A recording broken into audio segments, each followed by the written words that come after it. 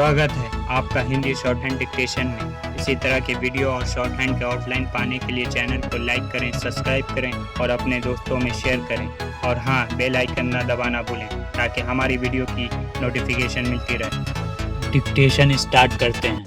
5, 4, 3, 2, 1 Start. कुछ समय पहले व्हाट्सएप ने जब अपने उपयोगकर्ताओं को नई निजता नीति स्वीकार करने के लिए बाध्य करने जैसे नियम थोपने की कोशिश की, तब उसकी यह जिद विवादों के घेरे में आई कि आखिर वह लोगों की निजता को जोखिम में क्यों डालना चाहता है। उसके बाद बहुत सारे लोगों ने व्हाट्सएप की इस मंशा का विरोध किया और दुनिया भर में इसकी तरह सुविधाओं वाले वैकल्पिक मंचों को अपनाने का अभियान भी चल पड़ा। तब व्हाट्सएप ने अपनी उस घोषणा पर अमल के विचार को कुछ समय के लिए स्थगित कर दिया था और यह कहा था कि वह लोगों की निजता की कद्र करता है। लेकिन अब हाल ही में फिर उसने यह कहा कि उसकी निजता नीति को स्वीकार नहीं करने पर कुछ सुविधाएं बंद कर दी जाएंगी। यह व्हाट्सएप का मनमानापन है कि वह अपने फायदे या घोषित नियंत्रण के लिए लोगों की निजता का सौदा करना चाहता है। इसलिए सरकार ने उचित ही व्हाट्सएप को यह हिदायत दी है कि वह लोगों की निजता के साथ खेल खेलना बंद करे। बुधवार को सूचना एवं तकनीक मंत्रालय ने साफ लहजे में व्हाट्सएप से अपनी गोपनीयता नीति 2021 को वापस लेने का निर्देश दिया। Paragraph change. दरअसल मंत्रालय का यह मानना है कि व्हाट्सएप की ओर से निजता नीति में बदलाव गोपनीयता और आंकड़े या ब्यूरो की सुरक्षा के मूल्यों को कमज़ोर करता है और इस तरह वे भारतीय नागरिकों के अधिकारों को नुकसान पहुंचाते हैं।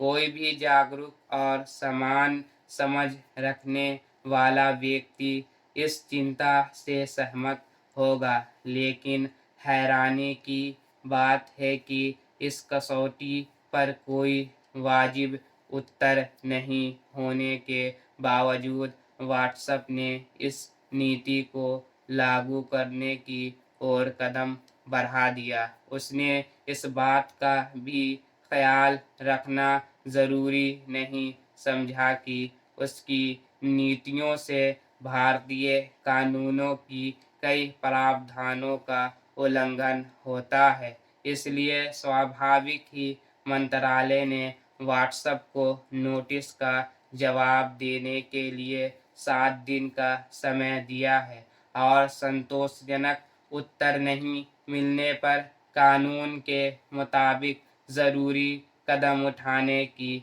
बात कही है।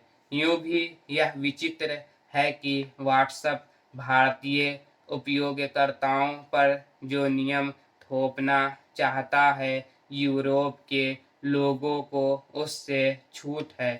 कथित तौर पर वैश्विक मंच होने के नाते व्हाट्सएप के इस भेदभावपूर्ण व्यवहार का आधार क्या है? Paragraph change. किसी सार्वजनिक मंच के उपयोग का मतलब यह नहीं हो सकता कि उसके संचालकों को उपयोगकर्ताओं की निजता पर निगरानी रखने और उसका मनमाना इस्तेमाल करने का अधिकार मिल जाए।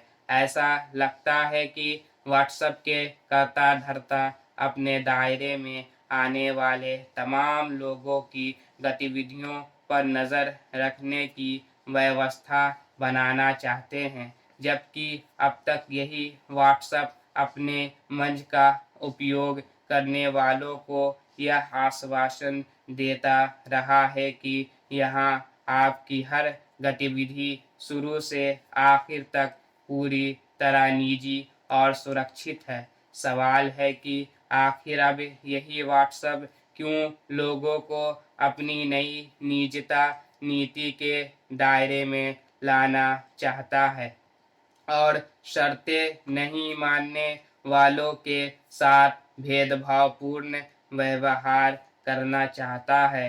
क्या यह माना जाए कि पहले व्हाट्सएप ने लोगों को निजता बनाए रखने का भरोसा देकर अपने ऊपर निर्भर किया और अब सबकी निजता पर नज़र रखना चाहता है। साइबर विशेषज्ञों ने निजता पर निगरानी और उसके मनमाने इस्तेमाल को लेकर जैसी चिंता जताई है, अगर उस पर गौर नहीं किया गया तो आने वाले वक्त में व्हाट्सएप जैसे मंचों के जरिए लोगों को नियंत्रित करने का भी खेल चल सकता है। यह निजता के अधिकारों के हनन के साथ साथ एक संप्रभु देश के नागरिकों को की स्वतंत्रता को भी नियंत्रित करने जैसा होगा। Stop. Thanks for watching. Please like, share or subscribe.